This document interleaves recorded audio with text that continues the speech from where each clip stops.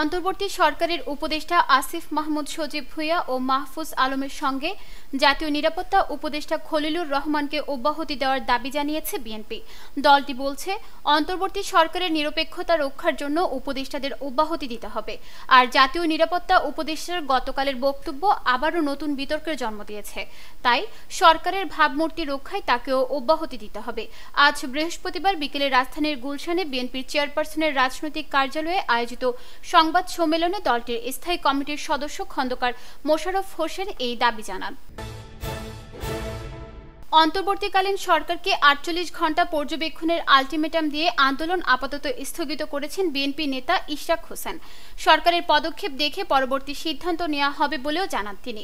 বৃহস্পতিবার বিকেলে কাকরাইল মোড়ে আন্দোলন স্থলে এসে তিনি এ ঘোষণা করেন। ইশরাক বলেন, শুরুতে আমাদের পরিকল্পনা ছিল না আন্দোলনে যাওয়ার, কিন্তু সরকার বাধ্য করেছে।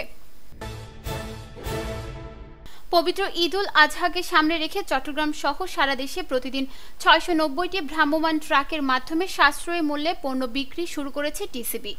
চলবে ৩ জুন পর্যন্ত। এসব ট্রাকে ভোজ্য তেল, চিনি ও মসুর ডাল বিক্রি হচ্ছে।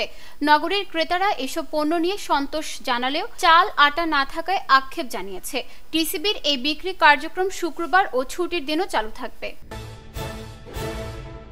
আগামী বাজেটে প্রথম থেকে নবম গ্রেডের সরকারি কর্মকর্তা কর্মচারীদের জন্য ১৫% এবং দশম থেকে ২০তম গ্রেডভুক্ত কর্মকর্তা কর্মচারীদের জন্য ২০% মহার্ঘ ভাতা ঘোষণা আসছে। আগামী ১ জুলাই থেকে সরকারি চাকরিজীবীরা এই সুবিধা পাবেন। ওই তারিখ থেকে নতুন হারে ভাতা পাবেন সরকারি চাকরিজীবীরা। অর্থ মন্ত্রণালয়ের এক সিনিয়র কর্মকর্তা জানান, গত মঙ্গলবার অর্থ মন্ত্রণালয়ে অনুষ্ঠিত এক বৈঠকে এই হার চূড়ান্ত করা হয়েছে। বঙ্গোপসাগরের গভীর সঞ্চালনশীল মেঘমালা সৃষ্টি হয়েছে বলে জানিয়েছে আবহাওয়া অফিস। এই অবস্থায় দেশের সমুদ্র বন্দরগুলোকে ৩ নম্বর স্থানীয় সতর্ক সংকেত দেখাতে বলেছে সংস্থাটি। বৃহস্পতিবার বিকেলে এক সতর্ক বার্তায় এসব তথ্য জানানো হয়েছে। এতে বলা হয়, উত্তর বঙ্গোপসাগর ও তৎসংলগ্ন এলাকায় গভীর সঞ্চালনশীল মেঘমালা সৃষ্টি হয়েছে। উত্তর বঙ্গোপসাগর, বাংলাদেশের উপকূলীয় এলাকা এবং সমুদ্র বন্দরগুলোর উপর দিয়ে ঝড়ো হাওয়া বয়ে যেতে পারে। তাই চট্টগ্রাম, কক্সবাজার, মোংলা ও পায়রা সমুদ্র বন্দরকে ৩ নম্বর স্থানীয় সতর্ক সংকেত দেখাতে বলা হয়েছে।